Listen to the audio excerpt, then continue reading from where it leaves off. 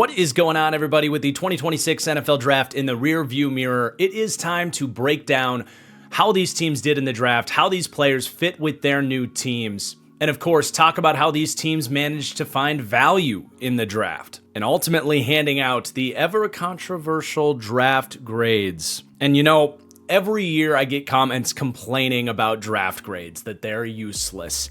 And I'm, of course, not here to tell you with certainty how every single player is going to turn out. Just like your team's GM, I know I'm not going to be perfect with my own evaluations. But I am here to tell you, based on my own months of preparation for the draft and the grades I have on these players, who I do think maybe did reach on a player that I'm maybe not betting so much on, or inversely, who I think found total steals further down the board. This is always one of my favorite exercises every single year, so much so that I've actually created a grading criteria for these draft report cards.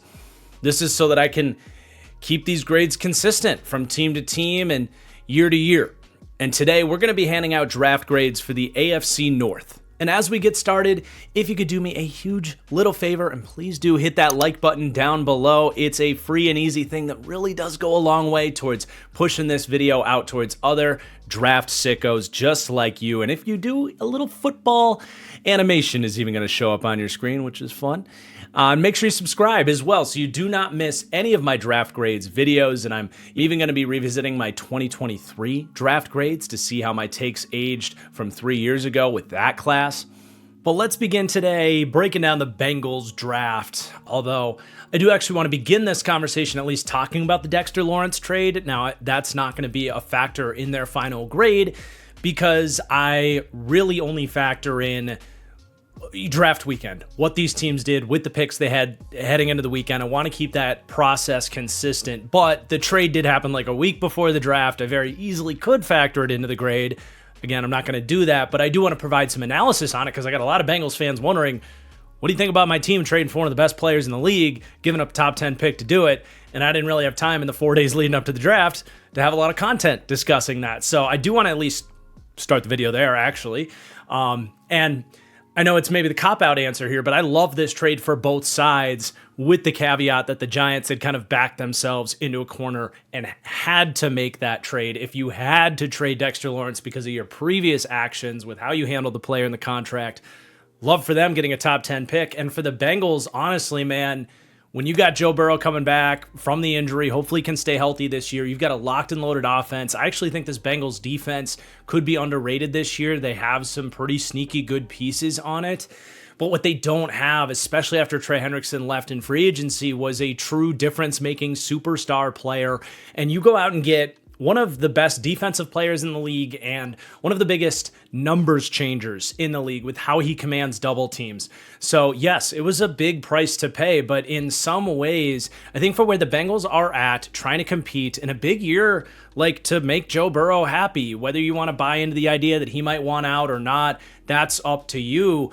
But there's at least like, some, if the pot is over some fire, there's at least a couple bubbles popping up with Joe Burrow not being so happy around here. So making this a little bit more of a go for it year, there is, while the number 10 pick is so much to give up, there is a benefit to it just being the one pick. You could debate the value and what's better. But like, for example, the Packers giving 2 years of first-round picks for Micah Parsons, there is something nice about it just being, yep, here's one pick for this superstar player that we need right now, and I hope he's locked and loaded and ready to go and can make a huge difference for this Bengals defense. So, okay, I know you came here for the draft grades, but it was a big trade, and Bengals fans have been asking for it, so we wanted to start there. But let's talk about the Bengals draft. They begin their draft getting Cassius Howell in the second round with their original pick. And dude, I love this pick. It's somewhere between an A graded value and an S in terms of being a steal, someone that I definitely was comfortable with in the first round. You're 9 picks into the second round and you get him. But if I were to compile a list of the players in this draft that I think could make the biggest impact for the Bengals, period, after getting Dexter Lawrence, I think Cassius Howell's in the top 8 on that list and you get him with like the 40th pick in the draft here, like that's crazy. I look at this defense. I think another safety, like, some of those top safeties like Downs and Thieneman probably would be higher than Howell on that list. A couple of the other edge rushers that I like better than Howell. But other than that, man, I think what this team needed to make the biggest impact for this team is legitimate impact pass rushing juice from the edge. After you lost Trey Hendrickson, you have Miles Murphy, who had a nice year last year, but like kind of on the fringe there. They obviously got Boye Mafe, nice number 2 edge rusher there. I like that as an addition. Still need some opposite help from him. And, Stewart, their first round pick last year, pretty much a waste of a first season, was bad when he played and was injured. We'll see what they can get from him. But Cassius Howell, to me, is an automatic dose of pass rush electricity. This guy can get after the quarterback. He grew on me throughout the draft process. And like when I first started watching him, I was like, yeah, I kind of get the point. He's undersized, shorter arms, like he wins with agility. Okay, mid to late second round type of edge rusher. Like we see some guys like this every year. And there were some other guys in this draft class. In fact, one that got picked a pick before this in R. Mason Thomas that I'm very curious to track who ends up better, because I do think Howell is a better player than R. Mason Thomas, and we'll see how that one ages. So I think they got a gift from the Chiefs in many ways with who they chose to select between some similar players here. But the more and more Howell I saw, naturally evaluating SEC offensive linemen, the more and more I fell in love with him. I probably end up watching 8 or 9 games on Cassius Howell because of how many SEC tackles that I watched go up against him.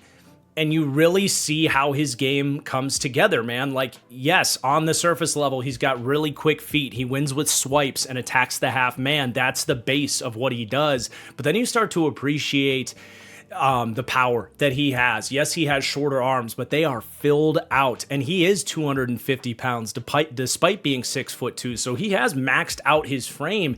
And he actually kind of like Ruben Bain, who has those shorter arms, understands how to get up and under your pads after setting up other moves, and then actually can knock you back. And the fact that he has a power element to his game on top of being just a really productive, polished, finesse style rusher with really good feet, good get off, good bend, I think this guy's going to be able to get after the quarterback at the next level, something like a Will McDonald has been able to do for the Jets. And to get that on this Bengals team is enough to take a grade that was maybe on the fringe of an A or an S and say, yes, this is a certified steal for the Bengals after they didn't have a first round pick, giving it for Dexter Lawrence to get a guy that, man, if the Bengals, like with that 10th pick, like if their draft ended up playing out that they moved down to like the 15th pick and took Cassius Howell, I would have liked that pick for them. So to get him here is really one of my favorite kind of impact picks that gets me pretty excited for this Bengals defense, which I haven't said that in a long, long time. Now, unfortunately, I've got to take a complete U-turn while we talk about the Tacario Davis pick because I can't stand this pick. I think this was a colossal reach, a player that I'm not betting on, I'm not buying into. Okay, he's 6'4", ran a 4.40. The list of compliments really stops there outside of he's a pretty good run defender for the cornerback position. But I thought this guy's coverage tape was really hard to watch. He does move like a 6'4" corner would be expected to do. And I think there were so many other corners better than Tacario Davis. One from his own team, for example, in Ephesians Prysock. But the list is quite long in terms of outside corners that I would prefer to him. And I also kind of don't like that they took an outside cornerback because for me, a big reason I'm excited about the Bengals defense is I'm pretty damn high, definitely on what DJ Turner did last year. And I think Dax Hill, when he's played outside cornerback, has been phenomenal. And he got back out to doing that last year and showed yet again that that's his best position. I don't want another outside corner in here. I want a true slot guy. And I don't want to, take a guy in the top of the 3rd round that this team thinks they like, and then you put Dax Hill back in the slot where he's actually struggled. I just don't like that as a philosophy, as a fit, as a scheme fit, and like a role and team fit, all of that. I would have much rather seen this team take any number of better slot cornerback options. So whether you're maybe talking about Malik Muhammad, who I think would be a better projection as a slot player for them, or my guy Jalen Kilgore, who ends up going to the Buffalo Bills. Like, there's just so many other defensive backs that I would have preferred here. I think the best case scenario for Tacario Davis is something Bengals fans are familiar with, and that's what Trey Flowers was during that Super Bowl run, which, like, okay, like a good defensive coordinator can take a 6th or a 7th defensive back and use them as a matchup problem in dime packages against, like, tight ends. But you can find those guys pretty much anywhere. You don't need to take him with a top 75 pick. I really hate this pick. I would be very surprised if he turns into a good football player. That's my stance on it. I really hope I'm wrong. But there we go. That's an F-graded pick for me on Tacario Davis. But then you go to the end of the 4th round, and they stole Connor Lew, in my opinion. I think there was a lot of teams drafting centers that are not going to start right away, but they're viewing as long-term answers at center and are going to regret not taking Connor Lew. I think Connor Lew coming in here, coming off the ACL, 21 years old, really athletic, wide-based center that has a lot of good reps on tape. He's just young and missed some assignments and needs to continue getting stronger at his young age. I think the developmental trajectory for him is really quite good. I had him as kind of a smack dab, late 2, early 3 round graded guy. I'm really surprised teams like the Chargers and Bears went with the centers they did over Connor Lew. And I think the Bengals are to benefit here because you look a couple years down the road and the Bengals are going to need some interior offensive line help. And I think Connor Lew starts for this team 2 or 3 years from now and is a pretty damn good center. So I think that's an absolute steal in the 4th round. And then a few picks later, they take Colby Young, a wide receiver out of Georgia that I didn't see a good football player. I didn't see a route runner. I didn't see an instinctive receiver. That Georgia offense was really archaic, and none of those guys really got proper usage. So we'll see if he can kind of just, he's got the tools, right? He's big, he's strong, he looks the part. But even when he got ripped out of that and went down to the Shrine Bowl, he wasn't separating or standing out down there either. I didn't finish the tape watch on him. I didn't end up with a final grade on him, but I did get the picture on him, and I was not impressed in what I saw from him, and that's why I didn't write him up. So for me, while he's got developmental upside, I thought there were absolutely much better draftable wide receivers, guys that could maybe project as longer, deeper upside types of guys at this point in the draft. So not a fan of that pick. But Brian Parker, where they got him at the end of the 6th round, that's pushing really good value for me. I had a 5th to a 6th round grade on him. He's going to kick inside, I think. He's got some shorter arms. He's not a fantastic athlete.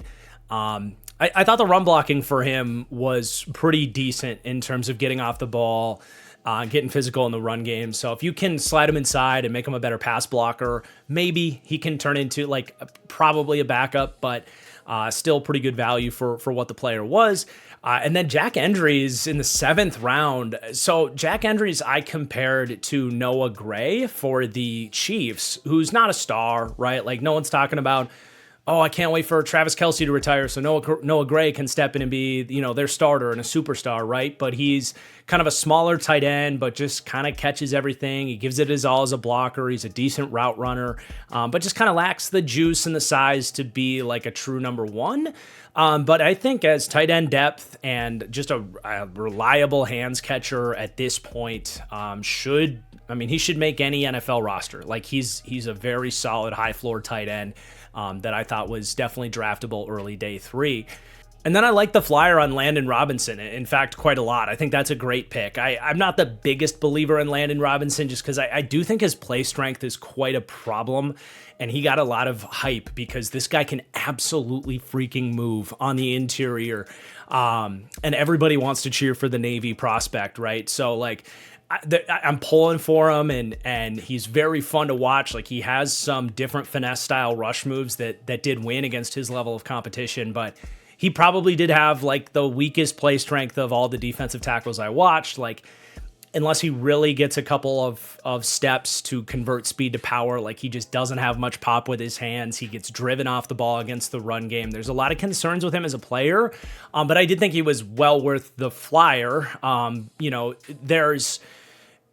I'm not an expert on it, but I know it's challenging to find the right balance as a player at Navy in terms of being like a legitimate like NFL defensive tackle or offensive lineman, in terms of like the weight that you want to be at to be strong enough to hold up against NFL competition versus all of the things you have to do at Navy as a part of your, again, I'm not an expert, but as a part of your commitment to the military there. I think they have to do like conditioning every week and like be ready for service, right? So like, if he gets to the NFL now and he can kind of reshape his body a little bit, maybe convert some of that athleticism into some extra play strength, I think he's a football player, and well, he's obviously a football player. I think he's like a good football player in terms of knowing what he's doing. I think he needs to get stronger somehow. So in the 7th round, I think that's a ton of fun.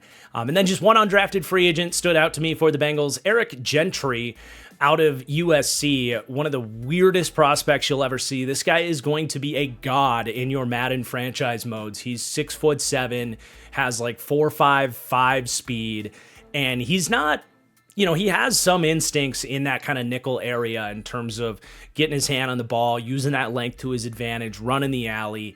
He's not a linebacker, like not in a traditional sense. Like between the tackles, an offensive lineman will get their hands on him and walk him like 20 yards back, like the scene in Blindside. So like as a nickel, like a true 4-3 weak side backer or a big nickel safety, he's just a unique player that I would have definitely taken a flyer on at some point. I love anomalies and enigma type players on day 3 of the draft, and they get him as an undrafted free agent. So we'll see if he can make the team and what happens next for him. So I ultimately went with a B grade on the Bengals. I'll just say it, like if we were to factor in the Dexter Lawrence trade, if that happened on draft day and we factored it in like we did with the Grenard trade, probably an A for me, but we're going to keep the thinking consistent on, player trades and that kind of stuff. When you light a 3rd round pick on fire like they did with Takario Davis, in my opinion, I'm going to have to knock you. But I still think there's a chance this team walked out of a draft without a 1st round pick and got a very impactful pass rush oriented edge rusher and maybe someday like a top 10 to 15 starting center in the NFL. So to do that without a 1st round pick is still not a bad draft at all. Thing is, I think they could have had even more with that Takario Davis pick. So I went with a B on the Bengals. Let's go to the Cleveland Browns, who made a bunch of picks. They moved all over the draft, navigated things the way they wanted to, and that began with their 6th pick. They definitely wanted that tackle at 6, kind of like what was expected, and they didn't, make any mistake about that, but they did move down and picked up, I think, a 3rd and a 5th round pick from the Chiefs. So this actually gets a B plus for me on Spencer Fano. It's a B graded pick that otherwise turns into a B plus because instead of taking the guy at number 6 that was a little bit early, you move down knowing you're going to get the guy and pick up some pretty nice draft capital on top of that. I think that matters, and that is baked into my criteria to give pluses and minus for certain things like trade downs, and then taking a guy that, was still a little bit early for me. And I'll be honest, like I do think other tackles have higher long-term upside, and I think other guards are better guards than Fano. So like if you want this kind of flexible piece, we saw Maui Noah go with the next pick. That will be interesting to track who turns into the better player. I think if you wanted a guard, Vega Wane for sure.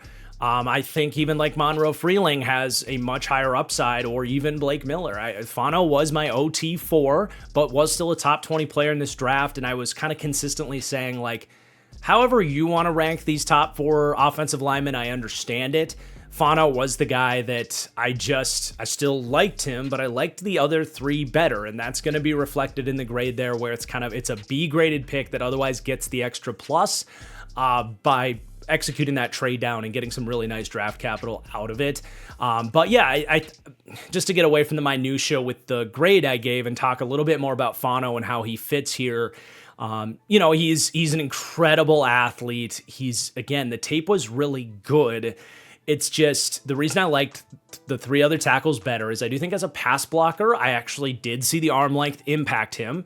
We spend so much time talking about arm length. I think sometimes you see it does impact players. Sometimes guys are really good at working around it. And I did see with Fano, a lot of times his strikes do come in wide, or he fires his shot with his arms and he misses because he can't quite get his arms out there. You don't always see that with these tackles that have shorter arms. I did feel that with Spencer Fano, and I do feel like that also by striking wide, his chest got exposed against power a decent bit. So like there was just moments where he lost as a pass blocker, and I was like, I don't know how much we can improve him with that. And then the other thing is I think that scheme at Utah, it really makes it harder to project him as a run blocker. I didn't go back to watch the 2024 tape admittedly, but he did grade out much better as a run blocker the year before, but I can see why he had like a 60 run block grade from his final year, because his run block tape was really inconsistent and they didn't ask these guys to really get after it in the run game. It was an RPO, shotgun QB run oriented run game. And when you run that many RPOs, you're not allowed to truly fire off the ball, get to the second level, and he's coming out of a 2-point stance and like a spread offense. Like they just didn't really ask him to get after it in the run game. So I think he can do it more often and do it better, but I actually did like what I saw from a run blocking perspective from all the other three guys. So he's moldable in terms of like he could be a guard, he could be a tackle that maybe does have a little bit of a lower upside. He could even be a long-term center for you. So I think that's why they liked him above these other guys, is because they have this like silly putty offensive line right now where they threw a bunch of darts, and I like a lot of the moves they made, but they don't know necessarily how everybody's going to slide in. I think Fano will probably be their left tackle right now, but I understand why they went with him. So he was the pick at 109. I gave that pick a B+. And then they take Kevin Concepcion out of Texas A&M. I think I was critical of this pick after night one because I thought it was really redundant with Jerry Jeudy and even Isaiah Bond a little bit, who showed some flashes last year, and just like Elijah Moore and like the general style of wide receiver that Cleveland keeps kind of striking out with, right? These like short speed type guys that in the AFC North, when you got to get into November, December football and outdoor football, it's not always the kind of receiver you want, especially when they haven't had the consistent quarterback play to take advantage of like vertical separators and that kind of stuff. So at first I was like, I don't know, man, I'm not a big believer in the landing spot for him. But when you pair it with their next pick in Denzel Boston, who I actually said after the first night of draft, I would have rather seen them take Denzel Boston than Concepcion. When you get both these guys, now I can get pretty excited about it. And honestly, from a value perspective, I had these guys a little more flipped. And it's a little bit lucky that Boston falls to the seventh pick in the second round there. But you love it when a plan comes together, and I can see the plan now for Cleveland. And they now get like two completely different wide receivers to craft their group of playmakers around. And I like the way Concepcion fits next to a Denzel Boston. Like, obviously, how could you not? Like, you get in Boston a true X ball winner on the outside that will run block for you in tough conditions, which is going to matter down the stretch. You need to have somebody that can do that for you. It's not the biggest reason I like Denzel Boston, but you do need that in a wide receiver room from somebody, and they didn't have it from anybody. All their wide receivers before the Boston pick were like 5'10", 175. Like you're going to lose contained to the edge when you don't have anybody that can do what Denzel Boston does for you. And Cedric Tillman, I know, is still there. Rip Cedric Tillman though with the Denzel Boston pick here. I'd be making phone calls about Cedric Tillman, by the way, if I was another team. I think he can play and just has been in a tough situation in Cleveland, but I get why Cleveland wants to move forward with Denzel Boston. And then you get Concepcion, who is a great route runner, really impresses me as a vertical threat, good ball tracking skills, good after the catch, in terms of like making guys miss, throw them a bubble screen, let them get to work.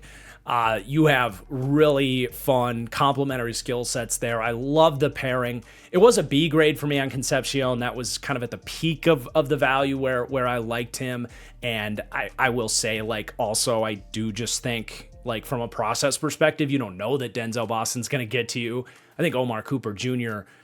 Would have been a much better pick at that spot. You could even make a slight argument that I would flip the order on this and that Boston fills a bigger need for what they need in that wide receiver room. But it all worked out by getting Boston at 207. So that's how I broke those grades down: a B for Concepcion and an S for a steal for Denzel Boston, who for me was the 21st player on my big board. 20th, actually, after McCoy got knocked down with the injury stuff. So I'm a believer in both these wide receivers, but especially Denzel Boston there, which not everybody was. I think a lot of people have kind of Keon Coleman fatigue and aren't talking enough about how, okay, Denzel Boston, number one down the field in a way that Keon Coleman never did at Florida State. And number two, like, I'm not trying to throw too much shade at Keon Coleman, but like, I think there's the added factor of like, okay, he was, scratched from a game for being late to practice. And like, there's maybe some maturity stuff going on with Keon Coleman. Everybody out of Washington is like, dude, Denzel Boston's like one of the most rock solid professional, like first man in, first one out team leader. Like, there's play style differences from these two bigger wide receivers, but I don't think we talk enough about how like sometimes these guys just can be knuckleheads or not as professional. You're not going to get that with Denzel Boston. So anyway, hate the Keon Coleman comps that I see on Boston, and I hope both these guys work out for Cleveland. And then they come up and get Emmanuel McNeil-Warren, who started to slip in the second round. And it's funny, like I was slightly lower on Emmanuel McNeil-Warren. I didn't love him in the first round, but he definitely was a top 50 player in the draft for me. My number 3 safety. I don't know that he's ever going to be a superstar safety because he's not the most athletic coverage defender, and he's not the best, like most consistent run defender. He loves to hit and can rip the football out and does some fun stuff in the run game. But some of the angles and how he takes on blocks aren't amazing, and he's not the fastest guy in the back end for elite coverage. So like for me, that is more of like a second round safety, but he knows how to ball, and he's from Toledo, so like close to home. And also depending how they play this could end up filling a need for the Browns. I think their 2 safeties are pretty good with Grant Delpit and Ronnie Hickman, but I do wonder if they're looking at this and want to be more of a 3 safety base type of team, and I could see Grant Delpit being more of that big nickel defender for them, being kind of that, Kyle Hamilton, Nicky Manwari type of role. I think that's where Delpit does his best work. So if by doing this, you're going to kind of fill that slot cornerback need, I like that, because your CBs after your top 2 guys is pretty rough to look at, if I'm being honest. So much so that I've got a little bit of a critique on not going with an actual cornerback in this draft, but they can definitely make up some ground, at least with their starting lineup, if that's their plan. So definitely a fascinating wrinkle coming out of this draft that I'm excited to see what they do there and if their process is sound on that, because again, they didn't take any other cornerbacks. And that's with the 22nd pick here in the 3rd round. That is where I would have drafted a cornerback. I just would have. Like, okay, you already took Fano. They've thrown all these different pieces at the offensive line now. I don't see how Austin Barber factors in right now. I think you have depth. You already kind of have DeJuan Jones there, who I know is on the last year of his deal, but I don't think like retaining him is going to be like a super long-term problem for them either if they want to. And I'm not going to slam a team for drafting offensive line depth, but I definitely saw Austin Barber as like a swing tackle only. Like he doesn't really move well enough, in my opinion, to be a long-term starter at tackle. And for me, that is more of a 4th or even a 5th round type of guy just from a team building philosophy standpoint, especially when I do look at this team and their cornerback room is so thin, man. And there were guys to be had here, especially when you see them not go corner later down the board.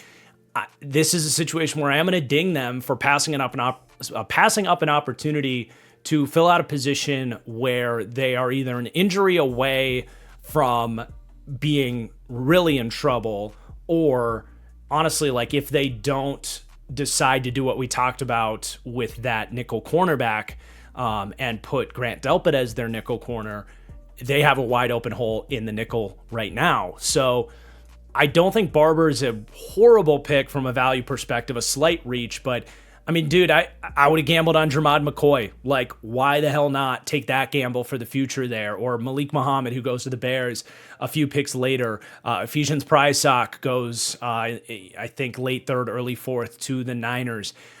You could continue to hammer in at nickel corner / safety with great players like Jalen Kilgore or Keontae Scott in this range would have been fine. Like, to me, I don't really see a path for Barber to get on the field. And when he does, it's like, okay, he's a true swing tackle that you already have one in DeJuan Jones. So it wasn't my favorite route to see them go with that 22nd pick.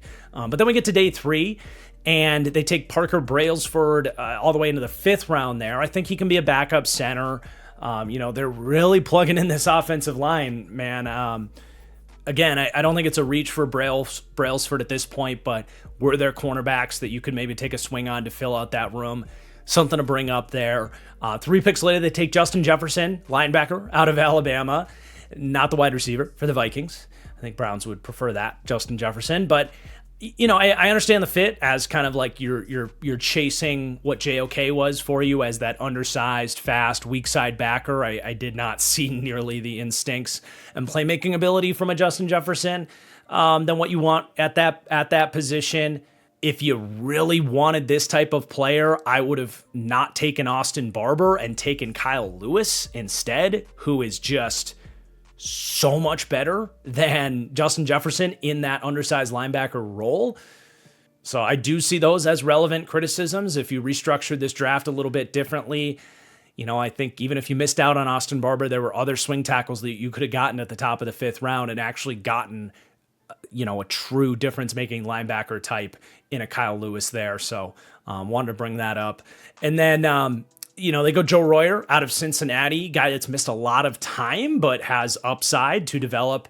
And even just if he gets on the field, he could surprise.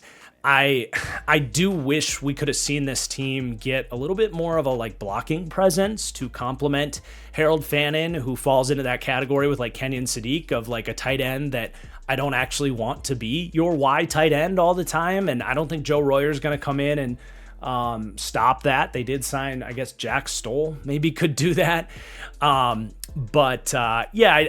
Royer is a good athlete and makes some plays. I think his tape was pretty good, honestly, but he's not a good blocker at all. So I feel like you want to maybe target a little bit more size and physicality at the tight end spot. Not that it necessarily was there at pick 30 in the 5th round, but maybe a little bit earlier. Will Kasmerick, for example, went with the pick after the Austin Barber pick. So this all kind of, all ties back to that Austin Barber pick. It's like, man, I see kind of where you're going with the day 3 picks, but there were some guys in the 3rd that could have filled what you were looking for way better. I'm not really betting on Joe Royer to work out necessarily. But it's a value there at the end of the 5th round. He had good tape. I don't want to just dunk on the guy. I just don't know. I think he's a little bit redundant with Harold Fannin Jr., to be honest. And then they take Taylon Green out of Arkansas, which is a fun place for Taylon Green. I think it's a place where he can get a year to see what happens as a quarterback, see if something clicks that didn't in 5 years at multiple different schools in 40+ starts of college football. He was hard to watch, man. I don't see an NFL quarterback when I watch Taylon Green. I see sporadic accuracy, decision-making all over the place, just Jameis Winston-esque throws where he's under pressure and he just puts the ball in the hands of a defender. Pocket presence is all over the place.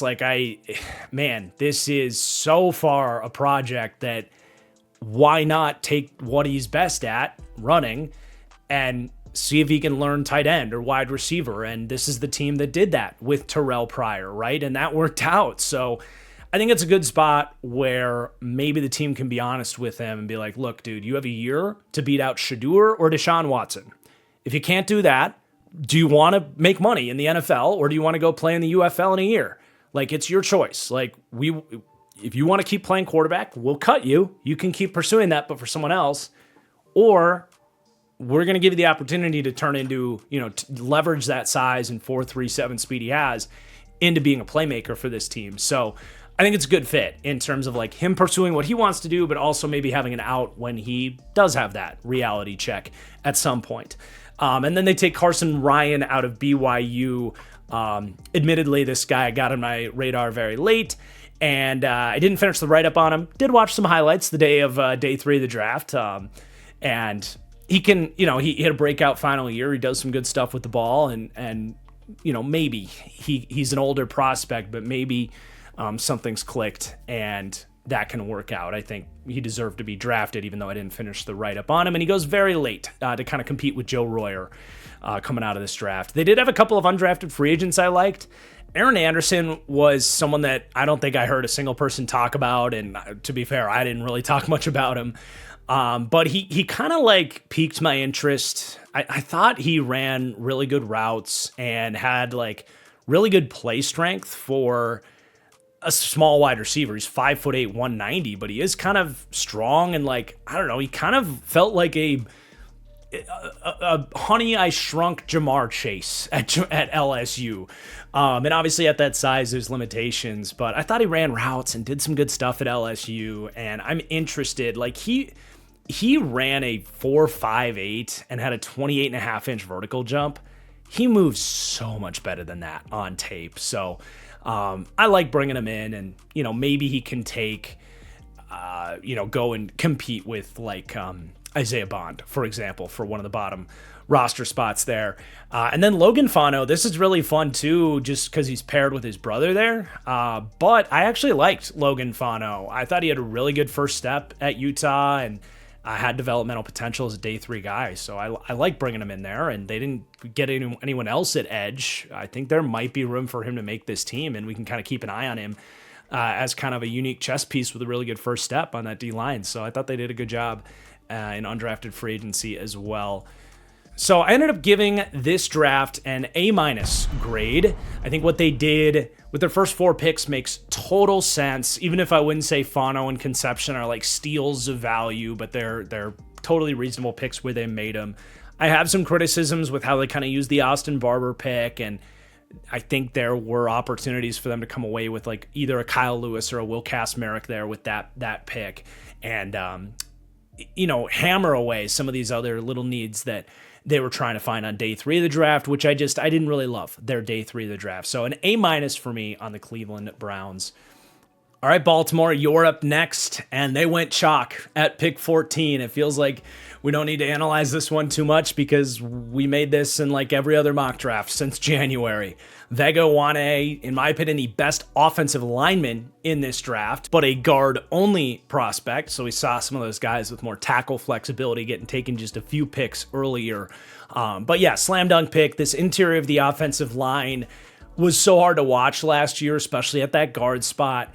And it just, I have no notes. Like, this is exactly what they needed to do, and good on Ravens for doing it after maybe raising some questions about like just how much they want to value with the interior offensive line spot. You can't take a guard in the first round, and they did just let Tyler Linderbaum out the door in free agency. So good on them to kind of, I don't necessarily want to say pivot from like not valuing interior offensive line, but a lot of teams haven't really caught up to that new market.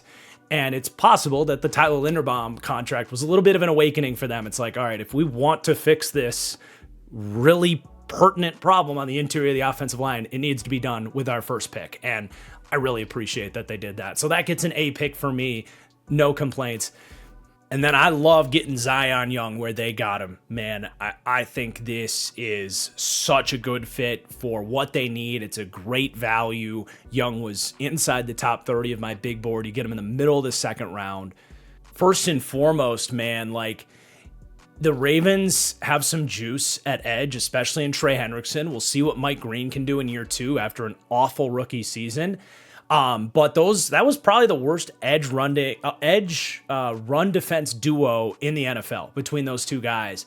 And Zion Young offers no questions about his ability to come in and defend the run. His size, the way he gets after it. I compare him to Carl Granderson, who anybody that's managed to watch Saints games, I know not everybody has been diving into Saints tape, but Carl Granderson is a really good, lengthy, physical, run-defending edge guy. I see very similar play with Zion Young, and just like Granderson, he'll give you a little bit as a pass rusher too.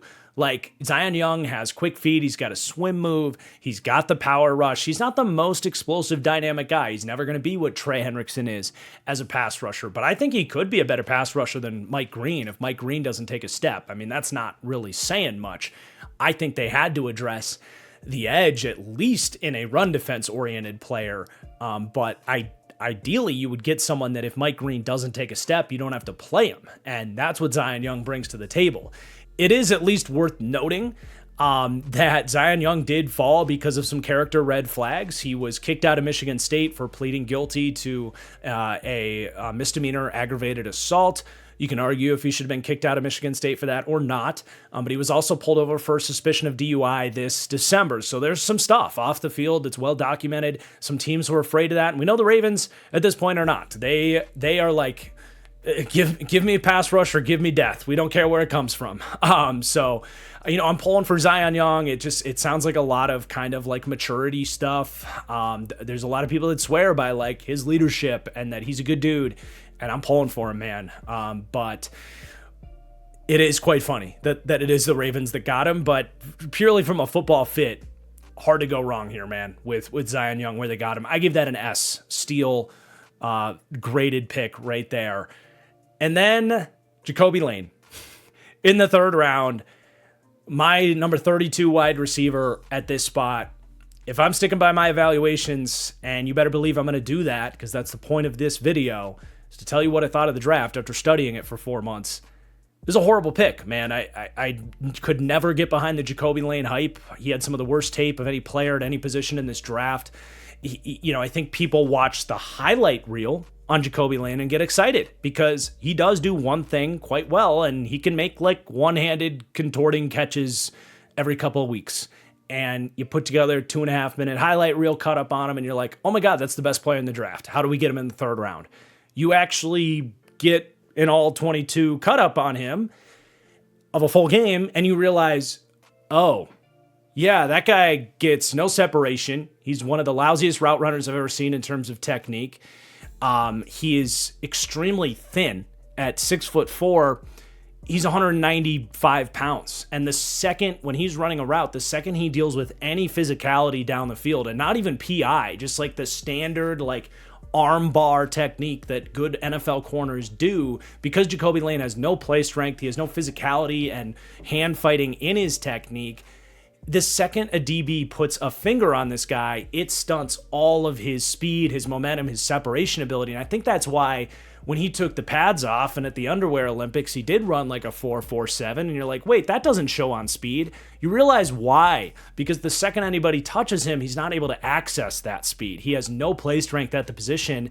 He's not like consistent in terms of hands. He had drops. My pro comp on him was Alan Lazard if he was afraid of the weight room. Like, look, he's young and made some spectacular catches. I thought that made him draftable towards the end of the draft. I ain't spending a top 100 pick on this guy. No way. This is an F-graded pick for me. I would be very surprised if something changes, but he is young, and maybe I'll be wrong, but I don't know how many opportunities he's going to have because the Ravens did what they do, and they deployed the double dip strategy as well as anybody. We've seen this play out multiple times with the Ravens, but the famous one was when they found Mark Andrews in the third round after taking Hurst in the first round. And I think this is going to be a similar case where they take a similar kind of player in Elijah Surratt, who's just a much better football player in the next round. And I bet there was some conflict in the draft room because these were some polarizing players, kind of in a similar skill set as contested catch ball winners, basically. And I bet there was some back and forth in the draft room with their scouts, and some people liked Lane, some people liked Surratt, and they said, let's try to get both of them and see what happens. And I do like that as a strategy, but I certainly would have been on Team Surratt in those debates. I had a second round grade on Elijah Surratt. And you talk about all the reasons Jacoby Lane is bad at football. Elijah Surratt is good at football for all of those reasons. Elijah Surratt isn't going to blow you away with his 40 time, though. I think he actually ran faster than I was expecting. I think he hit 4.5 something. Yeah, ran a 4.53 at his pro day. That's like plenty good enough for me. But Surratt actually plays physical. He is 210 pounds at 6'2.5". So he will fight through contact in his routes at the catch point, win you those types of situations. He actually gives you something after the catch that Jacoby Lane doesn't. Jacoby Lane is, a twig. He goes down on first contact. Elijah Surratt will fight for tough yardage. Surratt has good footwork in his routes and savviness as a wide receiver. I think the second practices start, it's going to be so bleeping obvious who the better football player is between these two guys. And I would be pretty floored, and I'm prepared to apologize and admit I'm wrong if this isn't the case, but I would be pretty floored if Elijah Surratt doesn't render Jacoby Lane utterly useless within a year or two. So I love getting him in the 4th round, one of the better steals in terms of value, in my opinion. I see something like Michael Pittman here. The only difference is Pittman had a unique trait where once he got rolling a little bit with the ball in his hands, you saw some sneaky good speed. I don't really see that with Surratt. But for the most part, I think there's something like a Michael Pittman in there with Surratt.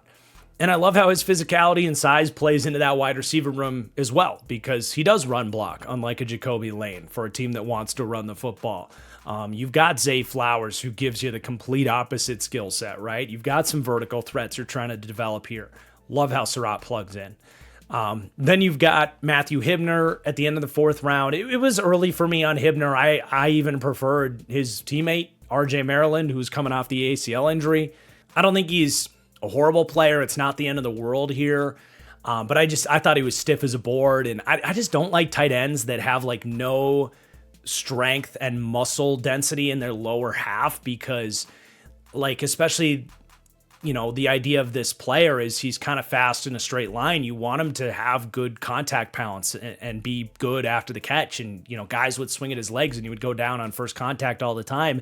And it really hurts his ability to generate that leg drive as a run blocker as well. So, he could surprise, but I did think he was a little bit early. Chandler Rivers in the 5th round, really good value. I think this is a great pick for cornerback depth and someone that it's kind of a perfect spot, honestly, because, he's undersized, and in the modern NFL, most teams treat the nickel corner as what Kyle Hamilton is here for Baltimore. And you want that size on earlier downs that can contribute in run defense from that nickel spot, while also providing contributions in coverage. And I just don't think Chandler Rivers is going to be a great full-time nickel because of his run defense. And he's probably not going to be a great full-time outside corner. Maybe he surprises there, but he's got some size deficiencies there. But I love him as just a dime package nickel corner where you're not as worried about the run defense, where Hamilton kind of comes out of the nickel a little bit more and plays a little bit more linebacker, strong safety stuff. So you get a 6th defensive back for your dime packages. And then he also could just be a really good plug and play corner for injuries, as a 4th guy off the bench. He's a good coverage corner. He's just small and not the best run defender. So in the 5th round, I think that has a ton of usefulness to just kind of raise the floor of your secondary. And maybe he surprises and turns into a starter, but that's not really expected, to be honest. They take Josh Cuevas out of Alabama. I actually preferred him slightly to Matthew Hibner, but both those guys, again, double dip strategy. We see this from the Ravens all the time. Same idea where he's not the best run blocker, and is probably more of your sort of Isaiah Likely replacement by role in terms of being that F tight end from 12 personnel. And I think Cuevas was like a poor man's Jonnu Smith. He's got decent straight line speed, good after the catch, decent enough blocker, but probably never going to be a starter. But, if you're looking to fill in that tight end room with some compliments to Mark Andrews, I think you got a couple of, athletic guys that can fill in that room. I'm not projecting either of these guys to be the long-term Mark Andrews replacement. I'm not, but you did lose some big pieces there. So they had to get some added depth. And I see what they're targeting in those two players. I wouldn't be surprised if Cuevas is better than Hibner, who they took earlier. Then Adam Randall, that came out, this was the owner, stepped in and made this pick. As far as owners stepping in and meddling and taking a draft pick and saying, I want to make one this year, I think this is relatively harmless. You take a 6'3", 235-pound running back with speed. Sure, that makes sense. You've got Derrick Henry here, right? So Randall has potential. He just needs to learn how to run with some physicality. That was what was really frustrating with him, is you just didn't see the power. You saw a guy that wanted to, be Barry Sanders out there and take every run to the house and make guys miss. It's like, dude, put your head down and go. Like, if Derrick Henry can help him do that better, maybe you do end up with not Derrick Henry, but a contributor. So, solid pick. It wasn't my favorite pick, but I had him draftable 5th to 7th round. Then they take the punter. My wonderful wife, who helps produce our live show, does prepare some notes for us on these specialists, because I don't get to specialists in my pre-draft process. And everything that she rattled off of his accomplishments and just how many great punts this dude had sounds like a stud. And the Ravens, we get used to them having great special teams, but their punter, Stout, right, has not been good for them. So late 6th round, sounds like they got a heck of a punter here in Ryan Eckley out of Michigan State. So I thought that was a good pick. And then I couldn't believe, like, as all the bullets are flying on the draft stream and everything, late 7th round, like, things are almost done here. This is pretty close to Mr. Irrelevant. I couldn't believe to see the name Rayshon Benny come off the board. Not that he's going to be a superstar, or we look back on this even and are like, oh my God, how did they get him in the 7th round? I don't think that's going to be the reaction here. But for how late we're talking about here, I think Rayshon Benny's a rotational defensive lineman that can plug right in and has some developmental upside. He moves well, played at Michigan, it wasn't bad. There has to be like injuries or something. Like, this guy was such a safe evaluation as your standard late 3rd, early 4th round defensive tackle kind of guy. So I don't really know what happened, why he was there, but reunited with Jesse Minter in this defense, like, it's going to be plug and play. You've got questions about, like, Madubuike coming back. Like, they're optimistic about it, obviously, but if anything happens there, you're going to need some depth. And even if he is healthy, you need some rotational pieces. So, like, Benny and Campbell coming back, like, they're starting to fill out some nice depth that was much needed on that interior of the defensive line. So, honestly, for what he is and where they got him, that to me was a steal. And then Evan Bernstein out of Northwestern. He got put on my radar quite late. I wish he was on my radar sooner when I watched Caleb Tiernan, but I didn't get to go back to the Northwestern O-line. But I know he had some fans. It was on my radar, late 7th round pick as a, developmental interior offensive line piece. Sure, why not? They had one undrafted free agent steal that was actually quite the steal. One of the better ones we've talked about for undrafted free agents, Diego Pons out of Ole Miss. This dude's big, moves pretty well at his size, was not a bad pass blocker at Ole Miss. And the system they ran at Ole Miss was like, I wrote down that the Ole Miss coaches should kind of be ashamed of like what they're putting out there for their offensive linemen in terms of like tape for NFL scouts, because they are almost always going backwards and they pass the ball all the time. And there's like no opportunities to see this guy that is 6'6", 330 pounds, and 34 inches, like get off the ball and go do something in the run game. And it's just kind of a lot of fog of war in terms of how good is he going to be at that, because you go through his tape and it's like we just don't get to see him actually do NFL run blocking stuff. But I would have drafted him 4th round to find out. Like, I think there's a lot to work with there. So keep an eye on him as an undrafted pickup. But I went B+ on the Ravens.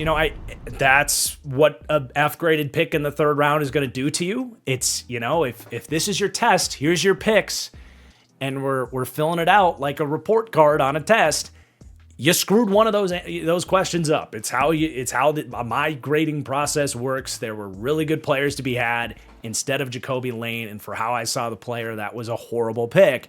But beyond that, you had a bunch of picks, and they made some really freaking good ones. I think they found key contributors at their biggest areas of weakness with Vega Wane and Zion Young. So if you're talking about like a win-ready team that needed to fill some key holes in the draft, and did they get the right impact at those positions? 100%. So it's a draft that you could look back on and be like, it was really good. It's just, I have my criteria for how I do this, and when you drop the ball on certain picks, my final grade for you is going to come down. But still a lot to like from this draft, and it's not like a B+ grade is bad or anything close to it. So let's talk about the Pittsburgh Steelers to wrap up this division. They go with Max Ihanachor kind of by accident because they wanted Mekhi Lemon and the Steelers came up and took him from him. But I like the pivot. I like Max Ihanachor a lot. And seeing them get Jeremy Bernard in the second round, I can really get behind that, as much as I would have loved to see Mekhi Lemon on this team as well, and how much of that would be a steal for me. But dude, the Steelers have gotten closer to having a really good offensive line, but the tackle play just hasn't been able to get there. Broderick Jones just hasn't taken that step up, and Max Ihanachor is one of the highest upside players in this draft, and this is a good position, a good situation to come in where he might be able to compete at guard, or maybe early in camp you decide, you know what, Jones has gotten his chance at tackle. Maybe let's see what Ihanachor can do at left tackle and put Broderick Jones at guard. They take Jennings Dunker later too, who I think is going to get in the mix here, but it's just the closer the Pittsburgh Steelers can get to having a great offensive line, the better I'm going to feel about them and their ability to eventually find their quarterback here, which is obviously something they're setting out to do with the Drew Aller pick. So everything kind of ties together and makes some good sense with this draft. I think they had a pretty good goal in terms of we are going to bulk up the surrounding cast for our quarterback. I think they expect Aaron Rodgers to come back, get a better surrounding cast for Aaron Rodgers to compete right now, keep him protected and give him time to throw, because we saw what happened in that Texans game and what the results were from that. It was a horrible way for Aaron Rodgers to potentially end his career, and that's why I think he might come back after seeing the improvements they made. But also, let's take a swing at a quarterback in Drew Aller, and then, and we're fast forwarding a little bit, but then let's just take a bunch of role players on day 3. But we can go pick by pick here and why these individually make sense. But I think, I think the overall plan for the Steelers was pretty well laid out and pretty clear for us. But anyway, I gave the Ihanachor pick an A. I think the value is really good. He must improve his hands, or he's not going to be good in the NFL. He's not a perfect tackle prospect. There's some uglier moments from him with his hands, but he's remarkably athletic. He gets after it in the run game, moves his feet exceptionally well, and there's even room to improve his footwork. But it's just naturally already really good because the physical ability with his feet is so rare. And he's relatively new to football, so if they can get him coached up the right way, you could have very much a franchise left tackle that you're pairing with Fatanu, who basically had his rookie year last year and looked the part. So I do like this, considering tackle was a need for them. I almost prefer this. It's hard to say because I think the world of Mekhi Lemon, but Jeremy Bernard was one of my favorite players in the draft, and you weren't going to get a tackle of Ihanachor's caliber, certainly not in the second round. So I think you could argue this works out better for the Steelers. Just kind of depends how much you believe in Broderick Jones, I guess. But yeah, I did a video on the Check the Mic podcast, or they did the video inviting draft analysts to submit their favorite player in the draft. I said Jeremy Bernard was my favorite player in the draft. I believe so much in this guy to be a tremendously high floor number 2 wide receiver, and I think that was such the consensus opinion on him that the hate went too far on Jeremy Bernard, and I'm glad to see him ultimately get drafted inside the top 50 of the draft, which I think he deserved to go all along. With what wide receivers are getting paid and with how much and how important we know it is to have a really quality number 2, I don't understand why that becomes a criticism on the guy after the top 30 picks in the draft. I don't. I mean, I see a player in Bernard that, in my eyes, is a really healthy blend of Adam Thielen and Jawan Jennings. I think he has Adam Thielen's route running and ridiculous body control and ability to track the ball in through traffic. He's such a smooth athlete. In fact, he's so smooth that it looks like he's moving slower than he is, and he actually ran a 4.47 40 that surprised a lot of people. While he doesn't play with blazing speed, he's still a very good athlete, and that shows up in his footwork and his balance and his body control, which are all still extremely important traits at the position, if not more important than long speed in many cases. So if you liked Adam Thielen as a number 2 wide receiver, I think you can see a ton of parallels to Jeremy Bernard getting down the field and making plays. but he also brings better run after catch than Adam Thielen and better, well, not that Thielen was a bad run blocker, but he brings tremendous run blocking like a Jawan Jennings. So in this skill set, in this wide receiver room, like you can stick Bernard inside like a Jawan Jennings and he'll get after it as a blocker and be a run after catch threat. Or if you want to flip him and Michael Pittman, Bernard can do some stuff on the outside. Pittman can do what he does on the inside. They're interchangeable in terms of role. But do what they do, I think, a little bit differently because Bernard to me is more savvy and like can slow down time and just processes things really well. Whereas Pittman's like, I'm going to outmuscle your ass. So I think he fits in really well with the existing talent and was just a phenomenal pick for the Steelers. So I love what they did at the top of the draft. And then, look, Drew Aller in the third. I actually settled on a B for this. It's earlier than I had him. I'm not a believer in Drew Aller, and at the end of the day, I can't give it an A. But I do think from a process standpoint, this is what the Steelers should be doing. And I understand this pick enough that I have to give this a B. Like, with how important quarterback is, with how much they've been hurting to find a quarterback since Big Ben not just retired, but fell out of his prime. You can understand how they get here, where it's like, okay, we have now, and we're back to the conversation we had earlier, where this whole draft just makes sense for me from the Steelers. It's like, all right, we have now taken an already pretty good surrounding cast and made it better. And we haven't talked about Jennings Dunker yet either, but that plays into that, right? Like, O-line will be better. Wide receiver group will be much better. This is a really cozy infrastructure for Rodgers to come back and then for us to develop these guys that probably shouldn't be playing yet. And it's guys, plural. It's the double dip strategy. If Will Howard had a 2% chance of hitting as a day 3 pick last year, and Drew Aller has a 2% chance of hitting, and I'll talk a little bit more about Drew Aller here, but you get two of those guys that you'll roster behind Aaron Rodgers, who is an extremely underrated mentor. You can have all the criticisms of the world of different stuff that Aaron Rodgers does and you don't like about him. He has a track record of being a great mentor with what he did with Jordan Love, who they still talk every week. It didn't work with Zach Wilson, but you see the Monday Night Football game this year where the Steelers played the Dolphins and Zach Wilson came up and gave Aaron Rodgers a huge hug on the hot mic and they had this cool bro moment. Like, all the way down the board, like all of the quarterbacks that have worked with Aaron Rodgers is like, yeah, that guy's cool as hell and was a great mentor. And Rodgers always said, like, I would never want to treat a quarterback behind me like Brett Favre treated me. And for all the things that Aaron Rodgers hasn't necessarily been truthful about, that's one thing he stuck to his word on. So I will defend Rodgers to the death as a QB mentor.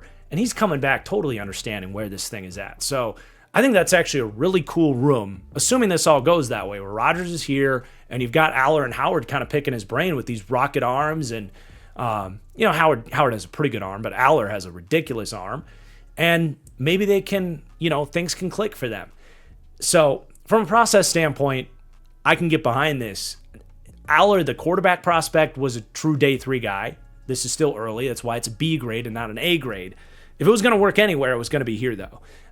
But yeah, Aller just basically needs to, number one, show some damn development, which he didn't show from last year to this year. And number two, you have to clean up everything with him. The footwork is bad. It leads to accuracy issues. The processing is all over the map. Sometimes it's good. Sometimes it's bad. His pocket presence is egregious. That's why I'm really worried about him.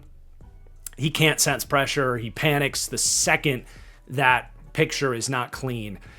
But when he throws a deep post and it connects, you're like, oh man, that was really nice.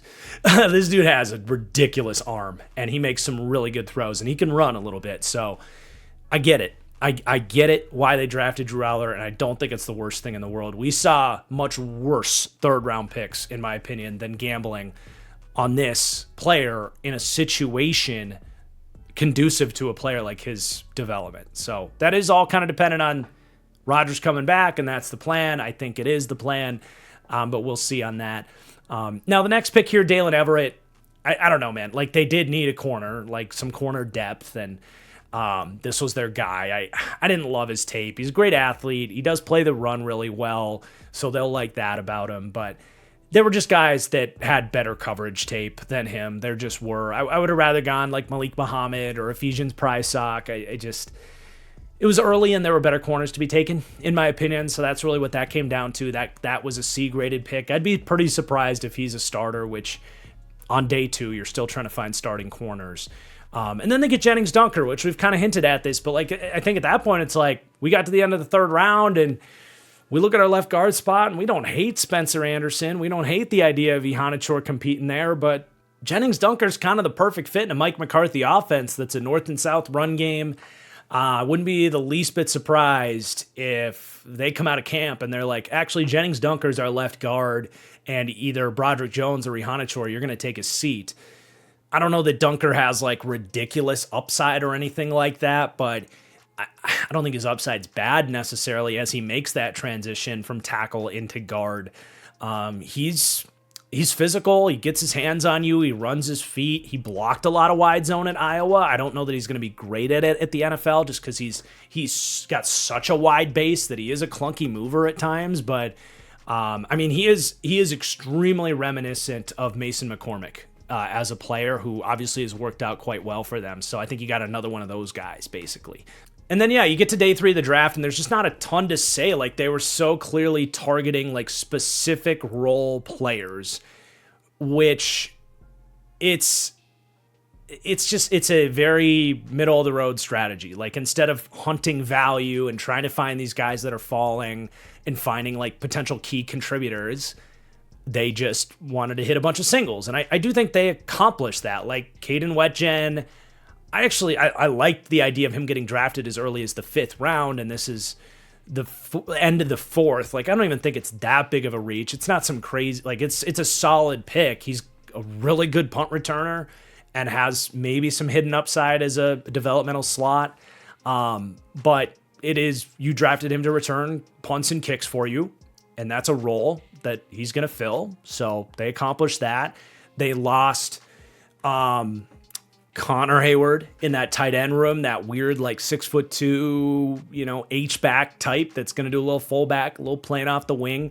They take the experienced Riley Nowakowski out of Indiana, who's going to be able to do exactly that. He's very similar to Connor Hayward.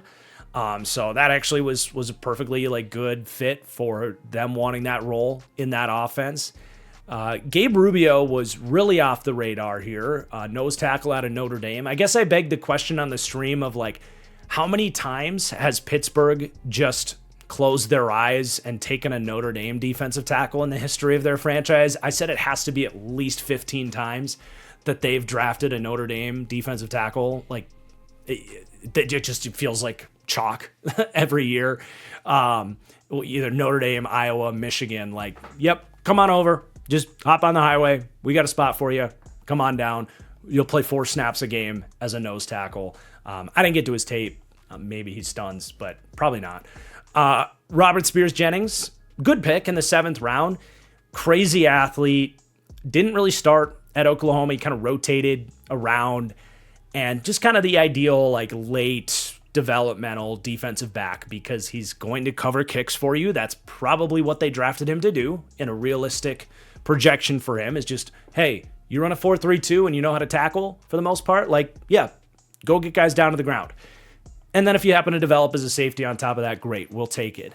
And then Eli Heidenreich, it was a fun pick in the 7th round. We'll see kind of where they want to project him into this team. I definitely think he's a pass catcher. Like at the end of the day, I wanted to like him so much more, but I was really underwhelmed by his run after catch and just ball, like ability with the ball in his hands. I didn't see it. Like, and we were looking this up on the stream, pointing out that he didn't actually play running back. He played more tight end than anything in a wing T offense. And then he would play some slot wide receiver on 3rd downs.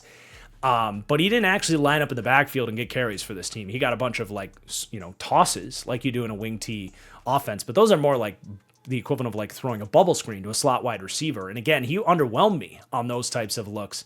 So he could just be viewed as a true slot wide receiver for them. And actually, I think he was really good as a route runner and his hands were really good.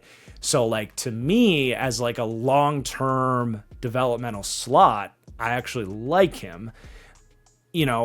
if you're going to teach him how to pass block, which you didn't really have to do, and, be a running back, we'll see what that, where that can go as well.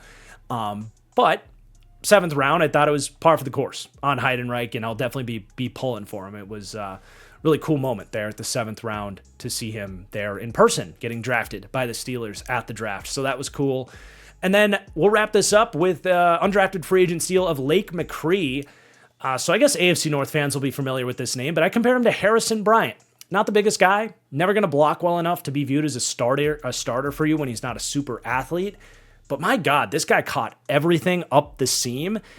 And man, especially with Aaron Rodgers, if he's going to be here, I feel like he loves throwing those tough balls up to these tight ends, whether it's over the middle of the field or down in the red zone in tight areas. There was just something about Lake McCree, man, that he was so comfortable. He was one of the best tight ends I've honestly ever watched at just getting into that 15, 20-yard area and contorting his body and taking hits while he comes down with the ball. He caught everything over the middle of the field, but he's not fast. He's not that big. He's not a great run blocker. But I think as a 3rd or 4th tight end, kind of bouncing around like a Harrison Bryant that just has good hands, I think he can play. So I like that as a pickup. We'll see if he makes the team. So I ended up going with a B+ for the Steelers. I think this draft did ultimately make a ton of sense for the reasons we've described. It seems like they set out with a plan, improve the surrounding cast, get a flyer on someone like Drew Aller. Maybe Cole Payton was on their radar, just traits. Let's get him in this infrastructure, see if we bought a winning lottery ticket, and then take kind of specialists and role players on day 3. I don't love the Dalen Everett pick. I just, like we said, better picks were available. And even if I want to paint rainbows on the Drew Aller pick, you're still giving yourselves probably a 90% chance of lighting a top 75 pick on fire, even if they've put themselves in a position where it made sense for them. So not a perfect draft by any stretch of the imagination, but I understand the plan. I think the execution was really good, and B+ was the grade there.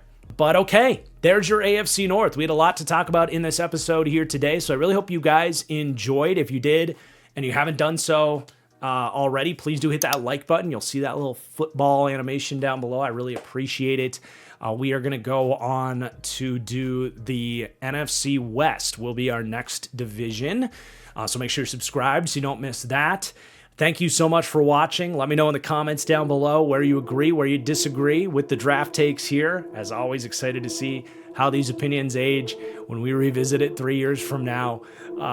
But I will see you guys soon. Cheers.